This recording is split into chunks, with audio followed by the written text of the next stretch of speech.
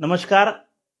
आज आपण जे लाईव्ह आलोय हा काही एक विषय शेतकऱ्याला कळायला पाहिजे, कारण दररोजच्या जीवनामध्ये तो विषय आपण फेस करतोय, म्हणून आपण आज लाईव्ह आलोय। आणि याच्यातून तुम्हाला कळालं पाहिजे नेमका आपल्यासोबत होतंय काय। आपण खत विकत घेतोय त्याच्यासोबत काय व्हायला लागलं, नेमका आपला प्रॉब्लेम कुठे चालू आहे ही माहिती शेतकऱ्यापर्यंत गेली पाहिजे। आणि प्रत्येक शेतकऱ्याला हे अवेअरनेस असलं पाहिजे, आपण जागं झालं पाहिजे की नेमका आपल्यासोबत काय होतंय। म्हणून आपण आज लाईव्ह येण्याचं ठरवलं आणि लाईव्ह आलोय, जेणेकरून उद्याच्या येणारा पाऊस थांबल्यानंतर जे अडथळे आपल्या समोर डोळ्यापुढे येत आहेत ते येता कामा नये। आणि तुम्हाला आम्हाला प्रत्येकाला गावात गेल्यानंतर कळालं पाहिजे की आपल्याला काय करायचंय। आणि तुम्हाला आम्हाला दुकानदाराला सुद्धा बोलता आलं पाहिजे, कंपनीला सुद्धा बोलता आलं पाहिजे की नेमकं आपल्यासोबत काय होतंय। त्या संदर्भात मात्र आपण हे सर्व लाईव्ह करतोय। आणि हा विषय एकदम सिरियसली का सांगतोय मी, तर हे आपण समजून घेतला पाहिजे आणि आपल्या सर्वांना हे कळालं पाहिजे प्रत्येकाला, म्हणून आपण ह्या गोष्टी विचारतोय। जर कोणी आपल्यापैकी लाईव्ह असेल तर आवाज येतोय का हे सुद्धा तुम्हाला विचारतोय, कारण हा आपला आवाज हा प्रत्येक शेतकऱ्यापर्यंत पोहोचला पाहिजे आणि या विषयाचं गांभीर्य प्रत्येकाला कळालं पाहिजे, म्हणून आपण आज लाईव्ह येत आलोय। आपल्यापैकी जर कोणी लाईव्ह असेल तर आवाज पोहोचतोय का कृपया आम्हाला सुद्धा सांगा, म्हणजे जेणेकरून पुढचं बोलायला सांगायला आपण सहजरित्या तुमच्याशी संवाद साधू शकतो आणि या विषयावर सर्व सविस्तर असलं पाहिजे। म्हणून आमची विनंती आहे, आपल्यापैकी जर कोणी लाईव्ह असेल तर कृपया कळवा आवाज येतोय का, जेणेकरून आपल्याला ही माहिती सविस्तररित्या आम्हाला तुमच्यापर्यंत पोहोचवता येईल आणि तुमच्यापर्यंत ही माहिती देता येईल। ही सर्व माहिती तुमच्यापर्यंत पोहोचली पाहिजे, याचं मूळ उद्दिष्टच हे आहे की आपला शेतकरी जागा झाला पाहिजे आणि तुम्हाला कळालं पाहिजे आपल्यासोबत नेमकं खतासोबत होतंय काय। आपण जेव्हा दुकानदाराकडे जातो नेमका त्याचा प्रॉब्लेम काय आहे दुकानदाराचा। आणि माझी कृषी व्यावसायिकांना सुद्धा विनंती आहे की तुम्ही ज्या गोष्टीचा शिकार होताय त्याचे परिणाम खाली शेतकऱ्यापर्यंत पोहोचतायत आणि कंपनी जी जबरदस्ती करण्याचा प्रयोग आपल्यावर करते हा आपल्या सर्वांना मिळून हाणून पाडावा लागणार आहे। नवे तर त्यामध्ये आम्ही सर्वजणच तुमच्या सोबत आहोत आणि नवे तर सामील आहोत, समोर आहोत। त्या कंपनीला आपल्याला बोलावंच लागल, ही परिस्थिती आपल्या पुढे आहे। मी थेट आपल्या आजच्या विषयाला हात घालतो। आपण ज्या विषयावरती तुमच्या आमच्या पुढे आलोय हा विषय तुमच्या आमच्या जिव्हाळ्याने का आपण आज मांडतोय, कारण मला माहितीये उद्या पाऊस उघडल्यानंतर बऱ्याच जणाला युरियाचं काम पडणार आहे, बऱ्याच जणाला हळदीच्या डोजला डीएपीचं काम पडणार आहे, युरियाचं काम पडणार आहे। आणि हा युरिया किंवा हे डीएपी घेताना आपल्याला अडथळे येतात। नव्हे तर आपण कदाचित एखादा शेतकरी एखाद्या दुकानावर जातो, कृषी सेवा केंद्रावर जातो, तेव्हा त्याला सांगण्यात येतंय बघ तुम्हाला काय घ्यायचंय, कधी कधी सांगण्यात येतंय डीएपी आपल्याकडे नाहीये, मग त्याच्यासोबत काहीतरी घ्यावं लागते तुम्हाला आम्हाला। युरिया सोबतही तीच परिस्थिती आपली आहे की काहीतरी त्याच्यासोबत घ्यावं लागते, पण नेमकं हे का घ्यावं लागते आणि काय नेमका प्रॉब्लेम पुढे उभा राहा लागला हे सुद्धा तुम्हाला आम्हाला कळालं पाहिजे। नेमका याच्यात दुकानदार सुद्धा दोषी नाही, त्याची सुद्धा शिकार व्हायला लागली हे सुद्धा तुम्हाला आम्हाला कळालं पाहिजे। आणि आपण हे सविस्तर मांडणार आहोत की नेमकं कोण कोणामुळे शिकारीला चाललंय, कोण कोणामुळे पकडल्या चाललंय आणि कोणामुळे हा प्रॉब्लेम व्हायला लागला हे तुम्हाला आम्हाला कळालं पाहिजे। जसं की आज आपल्या जिल्ह्यामध्ये लोकांना पहिल्या डोजला आता कोणाला डीएपी लागणार आहे, बऱ्याच शेतकऱ्यांना युरिया लागणार आहे, कारण आपण नॅनो युरियाचा प्रयोग फार कमी करतो, वापरायला पाहिजे असं आपल्याला वाटतं, पण तरी सुद्धा आपण नॅनो युरियाचा प्रयोग कमी करतोय। नव्हे तर काही लोकांना रिझल्टमध्ये काही लोक बोलतात कमी जास्त प्रॉब्लेम, पण आपण ते बघितलं नाही, त्यामुळे नॅनो युरियाचा वापर आपल्या इकडे कमी आहे आणि आपण 50 किलोचा पोत्यातलाच युरिया वापरतो। या युरियाची नेमकी भानगड आपण सविस्तररित्या तपशील आणला होता। आपल्या जिल्ह्यामध्ये एक रॅक लागणार होती, त्या रॅकेमध्ये जी रॅक लावणार होते तर ती रॅक लागताना दी विदर्भ कोऑपरेटिव्ह मार्केटिंग फेडरेशन, लक्षात घ्या मी काय नाव सांगतोय, शेतकऱ्यांना सुद्धा कळालं पाहिजे। याचं ऑफिस वाशिमला आहे, पण शेतकऱ्याला माहिती नाही याचं ऑफिस कुठे येते। The Vidarbha cooperative marketing federation Nagpur याची शाखा आपल्या वाशिमला आहे आणि यांच्या थ्रू चेंबल कंपनीचा युरिया हा मार्केटला दुकानदाराला देणार होते। नव्हे तर काही दुकानदाराला तो युरिया दिला। खरं तर युरिया देताना त्याच्यासोबत दुकानदाराला या कंपनीनं काहीही द्यायला नको असते, स्पेशल युरिया द्यायला पाहिजे, युरिया सोबत लिंकिंग करायला नाही पाहिजे, परंतु ही कंपनी लीगलरित्या त्यांना सांगते जर माझा युरिया तुम्हाला शेतकऱ्याला द्यायचा असेल तर त्या युरिया सोबत तुम्हाला ह्या गोष्टी घ्यावं लागतील। त्याच्यामध्ये काही कंपल्शन नाहीये, परंतु अनऑफिशियली कंपल्शन या कंपनीनं तयार केलेलं आहे दुकानदारावर आणि मग त्याचा इफेक्ट साहजिकच कुठे पडतो तर शेतकऱ्यावर पडतो। कारण दुकानदाराला जर समजा 400 बॅगी मागे जर 1 लाख रुपयाचं दुसरं काही मटेरियल येत असेल, म्हणजे किमान एका बॅगी मागे एक जर डब्बा त्याला दुसरा येत असेल, तर तो डब्बा शेतकऱ्यालाच जातो, तो दुकानदार काय घरी ठेवणार नाहीये डब्बा. म्हणून आमची या कंपनीला विनंती आहे, आमची विदर्भ कोऑपरेटिव्ह मार्केटिंग फेडरेशनला विनंती आहे, फेडरेशनच्या देशमुख साहेबांना आमची विनंती, आज विनंती करतोय, लक्षात ठेवा, आमच्या शेतकऱ्यावर बोझा पडल असं तुम्ही काहीही लादण्याचा प्रयत्न करू नका, जेणेकरून आमच्या शेतकऱ्यांनी जर युरियाच मागितला तर त्याला युरियाच भेटला पाहिजे. हे काय करा लागले, शेतकऱ्यांनी हा विषय समजला पाहिजे. ही फेडरेशन काय करा लागली, तर ही federation semi government federation, Vidarbha cooperative marketing federation, याचं ऑफिस आपल्या वाशिमला आहे.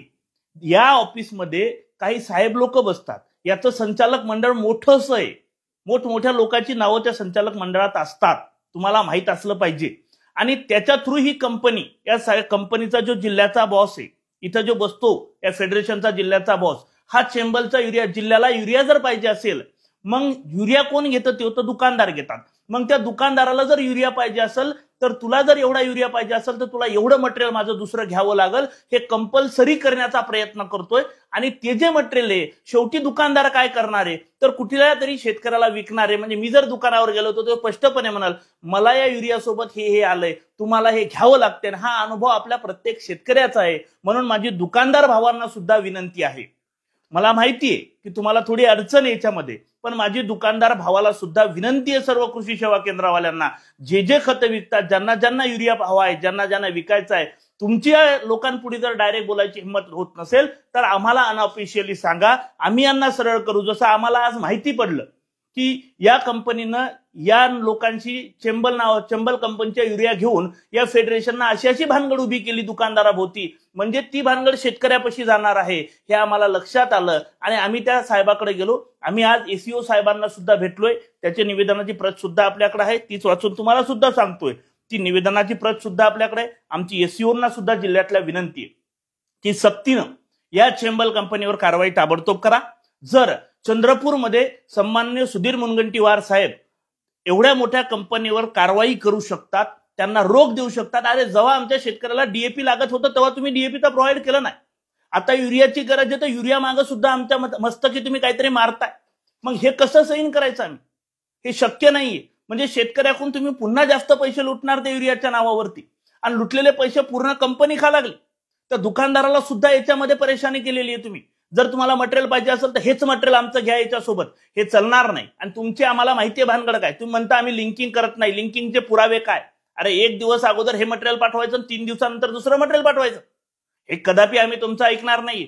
आज तुम्ही आम्हाला म्हटलाय, आज तुम्ही अनऑफिशियली काही दुकानदाराला म्हणतात कंपन्यावाले की तुम्हाला जर 5 टन युरिया पाहिजे असेल तर 15-15 घेऊन जा, त्यांना 15-15 इकायचं कुठे. आजच्या तारखेत पेरण्या झालेल्या आहेत आमच्या जिल्ह्यामध्ये, मग 15-15 द्यायचं तर डीएपी दे ना. आमच्या खताला हळदीला बेसल डोजला पहिल्या डोजला डीएपी जाईल, ते नाही तुम्हाला चलत. मग तुम्ही आमच्या जिल्ह्यातल्या वाशिम जिल्ह्यावर हा अन्याय का करताय. माझी स्पष्टपणे सन्माननीय एसीओ साहेबांना सुद्धा विनंती की त्यांनी सुद्धा ताबडतोब कारवाई याच्यावर केली पाहिजे. आणि ही जे विदर्भ कोऑपरेटिव्ह फेडरेशन आहे, मार्केटिंग फेडरेशन, यांच्या साहेबाला सुद्धा विनंती आहे माझी, त्या देशमुख साहेबाला हात जोडून विनंती करतोय, साहेब तुम्ही मध्यस्थीच्या भानगडीमध्ये करून या कंपनीचा युरिया आमच्या शेतकऱ्याच्या मस्तकी हा लिंकिंग मध्ये मारू नका. आम्हाला जसा युरिया पाहिजे तसा युरिया उपलब्ध करून द्या. तुम्ही याच्यामध्ये फुगवटा तयार करा लागले की युरियाचा सप्लाय नाही, युरिया नाही, जिल्ह्यामध्ये शॉर्टेज आहे, हा शॉर्टेज भानगडी ह्या सर्व गोष्टी बंद करा. आमच्या शेतकऱ्याला सरळ हाताने डीएपी म्हणलं तर डीएपी मिळालं पाहिजे, सरळ हाताने आमच्या शेतकऱ्यांनी युरिया मागितला तर युरिया मिळाला पाहिजे, त्याच्यासोबत कुठलंही लिंकिंग मिळालेलं नाही पाहिजे. आणि माझं स्पष्टपणे सांगणं आहे, असं जर मला कुठे आढळलं तर मी निश्चितपणानं या कंपनीवर गुन्हे दाखल करणार आहोत. आणि मला आढळलेलं आहे म्हणून मी आज लाईव्ह आलो, इतक्या दिवस बोललो नाही. जोपर्यंत पुराव्याचे कागद माझ्या हाती येत नाही तोपर्यंत तुमच्याशी बोललेलो नाहीये मी, कारण हे सर्व गोष्टी जीवन आवश्यक मध्ये येतात, इसेन्शियल कम्युनिटी ऍक्ट मध्ये येतात. लक्षात ठेवा, 55 मध्ये. हे मलाही शाळा शिकून कळतं. तुम्हाला असं वाटत असेल की आपल्याला काहीच माहित पडत नाही कोणाला, तरी हे माहित पडतं. आणि खत नियंत्रण कायदा 85 सुद्धा आम्हाला कळतो. आता याच्यानुसार आम्ही तुमच्यावर गुन्हा सुद्धा दाखल करू शकतो, आणि आम्ही नवे तर करणार आहे तुमच्यावर गुन्हा दाखल. ह्या गोष्टी बंद झाल्या पाहिजे माझ्या जिल्ह्यातल्या. माझी विनंती आहे आज तुम्हाला सर्वांना, आज हात जोडून विनंती करतोय की आमच्या जिल्ह्यातल्या शेतकऱ्यांना त्रास देऊ नका. शेतकऱ्यांनी जर डीएपी मागत त्याला डीएपी द्या. आज पहिला शेतकरी परेशान आहे, मालाला भाव नाही. कशी आमच्या हळदीवर आशा आहे, त्या हळदीला डीएपी लागतं, त्या हळदीला उद्या युरिया लागणार आहे त्याला डोस द्यायला. आता काही लोकांच्या सोयाबीनची इच्छा आहे युरिया टाकण्याची असते, त्यांना द्या ना, अडचण काय. तो जर मागा लागला तर त्याला द्या, त्याला दुसरं खत घे, चौथं खत घे. ही भुलवागिरी भानगडी बंद करा. आणि दुकानदार भावांना सुद्धा माझी विनंती, भावांनो तुम्ही जरी मटेरियल घेता तरी मजबूरन तुम्हाला ते शेतकऱ्यालाच विकावं लागते, म्हणजे जेणेकरून भूदंड हा माझ्या शेतकरी बापावरच पडा लागला. स्पष्ट आहे. कंपनी तुम्हाला दबावात आणा लागली दुकानदारांना. दुकानदार उद्या शेतकऱ्यांना ते मटेरियल काही प्रमाणात विकावं लागणार आहे. तुम्ही काही घरी ठेवणार नाही हे आम्हाला सुद्धा साहजिकरित्या कळते. परंतु तुमची सुद्धा जिम्मेदारी आहे, वाशिम जिल्ह्यातल्या सर्व कृषी सेवा केंद्रावाल्याची सुद्धा जिम्मेदारी आहे की आपण सुद्धा या कंपनीला ठणकावून सांगितलं पाहिजे की आमच्या शेतकऱ्याला हे नकोय. तुम्हाला जर भीती वाटत असेल कंपनी उद्या आपल्याला मटेरियल देणार नाही, अनऑफिशियली दामू इंगोलेच्या कानात येऊन सांगा की असं घडलंय. तुम्ही तक्रार नाही दिली तरी मी त्याला जिम्मेदार आहे, मी त्याला सरळ करण्याची ताकद ठेवतो. परंतु माझ्या शेतकऱ्याला या सर्व गोष्टी भेटल्या पाहिजे, कारण उद्या 2-4 दिवसांनी या शेतकऱ्याला या गोष्टी लागणार आहेत. कारण युरिया उची भानगड उद्या उभी राहणार आहे, नवे तर आताच राहिलेली आहे. आणि त्याच्यात जर अशा प्रकारचं लिंकिंग येत असेल तर वाशिम जिल्ह्यामध्ये आम्ही कदापि सैन करणार नाही. माझी पुन्हा एकदा जशी कंपनीला विनंती आहे की जिल्ह्यात लिंकिंग करू नका, तशी दुकानदाराला सुद्धा हात जोडून विनंती आहे माझे सर्व कृषी व्यावसायिकांना की भावांनो, आपण जे मटेरियल घेतोय हे या कंपनीच्या प्रेशरमध्ये येऊन घेऊ नका, लिंकिंग मध्ये तुम्ही घेऊ नका. तुम्हाला त्रास देत असेल कोणी तर आम्ही तुमच्या सोबतही उभे आहे, कारण तुम्ही शेतकऱ्याची पोरं आहे. परंतु आमच्या शेतकऱ्याचा बोजा वाढेल, आमच्या शेतकऱ्यावर त्याचा दबाव वाढेल, ते औषधं पुन्हा आमच्या शेतकऱ्याला लिंकिंग मध्ये घ्यावं लागतील. असला कुठला प्रकार होऊ देऊ नका, ही सुद्धा आमची तुम्हाला विनंती आहे. आणि या कंपनीला कसं सरळ करायचं हे सुद्धा आम्ही ठरवलेलं आहे. आज आपण एसईओ साहेबांना विनंती करून सांगितलेलं आहे, उद्या कार्यालयात बसू शकतो या कंपनीच्या, आपण उद्या कंपनीला लाईनीत आणू शकतो आणि आणणारच हो. हे फक्त आपण आज ट्रेलर करतोय कारण आपल्याला आपल्या शेतकरी वाचला पाहिजे. आपल्या शेतकऱ्याच्या खिशातले पैसे त्या कंपनीला देऊन आम्हाला काही पुरस्कार नाहीये. आमच्या शेतकऱ्याचे पैसे वाचले पाहिजे. हे पैसे ना शेतकऱ्याच्या खिशात चालले, हे पैसे ना दुकानदाराच्या खिशात चालले, हे पैसे थेट त्या कंपनीचा व्यवसायाच्या खिशात चाललेले आहेत. आणि माझे हात जोडून नम्रपणे विनंती आहे या विदर्भ फेडरेशनला की तुम्ही कशासाठी बसलेला आहे तो? अरे शेतकऱ्यासाठी बसलेली माणसं तुम्ही, आणि तुम्हीच असं करणार आहात का? तुम्ही हे करणं कितपत योग्य? कंपनीचं मी मान्य करतो, मध्यस्थी म्हणून तुम्ही असं करणं योग्य? हे शक्य नाहीये साहेब. आमचे हात जोडून नम्रपणे विनंती आहे. आज लक्षात ठेवा, हात जोडून बोलतोय, उद्या कार्यालय फोडून बोलील. जर काही कमी जास्त तुम्ही असा भानगड केली तर उद्या कार्यालय फुटल, एवढं मात्र नक्की ध्यानात ठेवा. मग तुमच्या मागं कोण याची मला पर्वा नाहीये, परंतु माझ्या बापाच्या खिशातून या लिंकिंगद्वारे पैसे काढण्याचा प्रयत्न कुठल्याही कंपनीनं करू नाही. नवे तर मग तुमचं काय असेल ते तुमचं तुम्ही पहा, परंतु या कृषी व्यावसायिकाला सुद्धा सरळ हाताने तुम्ही मटेरियल द्या, जेणेकरून माझ्या शेतकरी बापाला सरळ हाताने जे पाहिजे ते भेटल. ही सुद्धा तुम्हाला विनंती करतोय, आज विनंती करतोय, स्पष्टपणे सांगतोय. आणि शेतकरी भावाला समजून घ्यायचा मुद्दा काय, एक स्पष्टपणे समजून घ्यायचा मुद्दा आहे. लिंकिंग मध्ये जेव्हा मटेरियल येतं तेव्हा आपल्याला काय सांगितलं जातं, कुठेतरी त्या दुकानदाराची मजबुरी असते, ते म्हणते माझ्याकडे युरिया नाहीये, पण तुम्ही जर दुसरं काही सोबत घेतलं तर युरिया तुम्हाला भेटतो. हे आपला अनुभव आहे. या दुकानदार पण दोषी नाही, लक्षात ठेवा. याच्यात या दुकानदारावर बिन प्रेशर आहे या कंपनीचं, कारण युरिया कोण देतं? कंपनी देतं. डीएपी कोण देतं? कंपनी देतं. मग ही कंपनी काय करायला लागली? या दुकानदाराचं डोकं खा लागली, याच्या डोक्यावर खापर फोडा लागली. आणि दुकानदार शेवटी काय करणार आहे? शेतकऱ्यालाच विकणार आहे ना. मग आपल्या शेतकऱ्याचे होऊ नये म्हणून दुकानदारांनी सुद्धा आम्हाला या लढाईमध्ये साथ द्या. शेतकऱ्याला सुद्धा जागी व्हा. काही कमी जास्त असलं तर 100% आम्हाला सांगा आणि फोन करा, काही अडचण नाहीये. आणि जे फेडरेशनचे संचालक आहेत हे यांना सुद्धा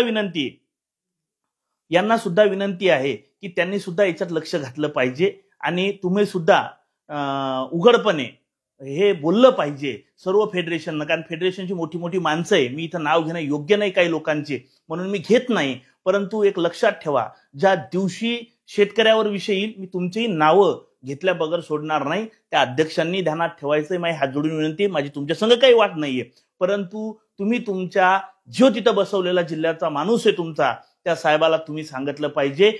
त्या संचालकांना सुद्धा माझी विनंती आहे, मंडळा फेडरेशनच्या अध्यक्षांना माझी विनंती आहे की तुम्ही सुद्धा याच्यात भाग घेऊन वाशिम जिल्ह्यातला शेतकरी वाचवला पाहिजे, ही तुम्हाला विनंती करतोय. आणि आपण उद्या कृषी मंत्री साहेबांना भेटल्यानंतर सुद्धा निवेदन सादर करणार आहोत। आजच्या निवेदनात सुद्धा प्रतिलिपी केलंय आपण, पण सोमवारी मंगळवारी आपण हा विषय कृषी मंत्र्यापाशी सुद्धा वाजवून देणार आहोत, आपल्या जिल्ह्याचा विषय। आणि या सर्वांचा विषय घेऊन आपण आपल्या जिल्ह्यातल्या शेतकऱ्याचे पैसे कसे वाचवता येतात हा प्रयत्न 100% ताकदीनिशी करणार आहोत। पुन्हा एकदा फेडरेशनच्या साहेबांना माझी विनंती आहे की तुम्ही जे लिंकिंगचा प्रकार चेंबल युरियामध्ये करण्याचा प्रयत्न करत आहात चेंबलच्या, तो थांबवा। शेतकऱ्यांना डुबवण्याचा प्रयत्न करू नका, ही हात जोडून विनंती आहे।